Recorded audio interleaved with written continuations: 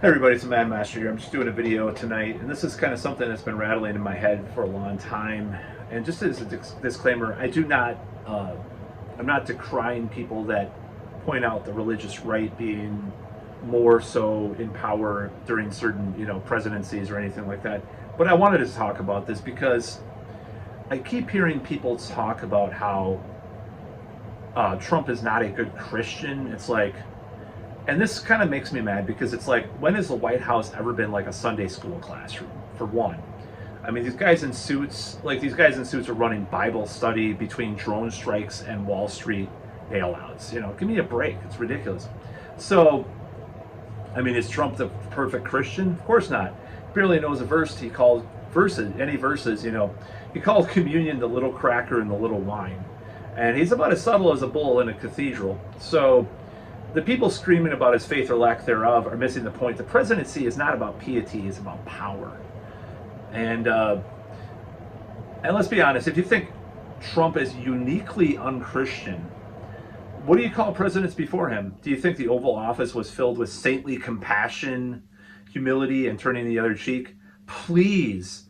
These guys will put "in God we trust" on a dollar while signing bills that grind working families into the dirt.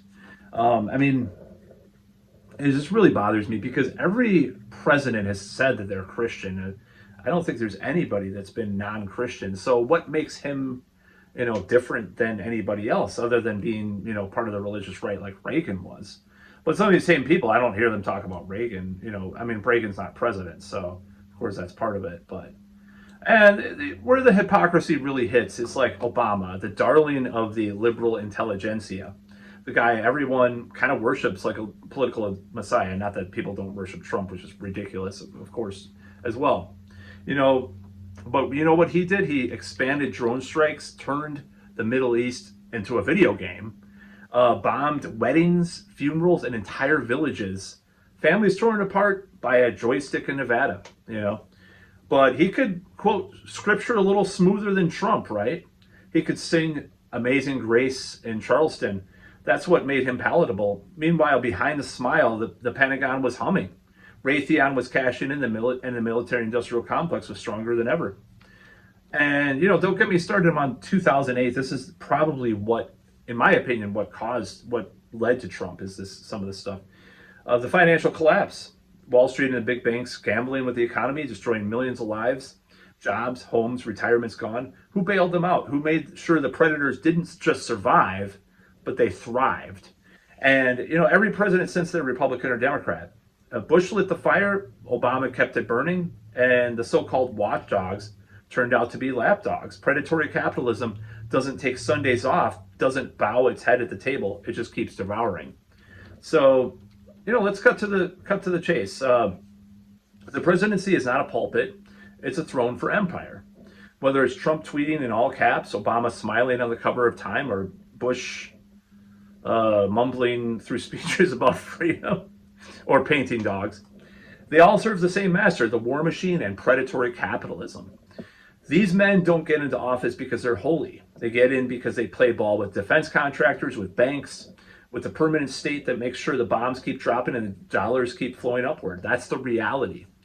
So when people attack Trump specifically for not being Christian enough, I just laugh because it's not about Christianity. It never has been.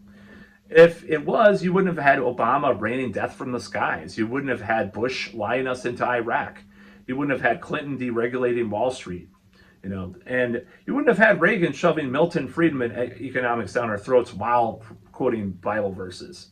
Now that's obviously there's a lot of libertarians that like Milton Friedman, and it's kind of like, well, there was so much hypocrisy with the installation of this type of capitalism where crony capitalism really grew, into what it is. So you can't even say that the Milton Friedman stuff is even pure at that point. Just a little addendum to that.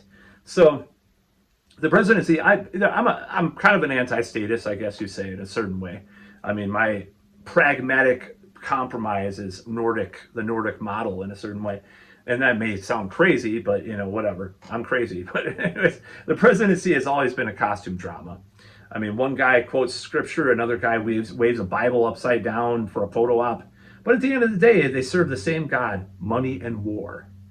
So don't waste your time whether Trump is a real Christian. That's a sideshow.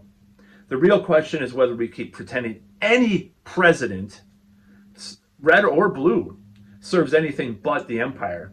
And until people wake up to that, we'll keep playing the stupid game of my holy warmonger is better than your unholy warmonger.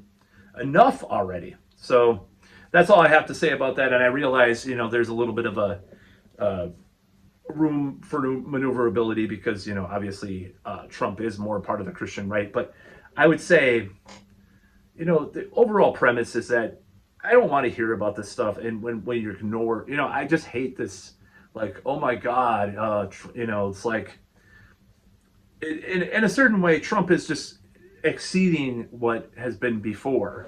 But when people ignore what happened before, that's what bothers me, And in some ways, he's not, at least what he tried to be seen as was very palatable to people that were sick of all this, like him being supposedly a peace candidate, all this stuff. So the more he digs in, though, like supports, Israel with what's happening in Gaza and stuff, the less he's actually, the more of what he is a fraud. So anyways, that's about all.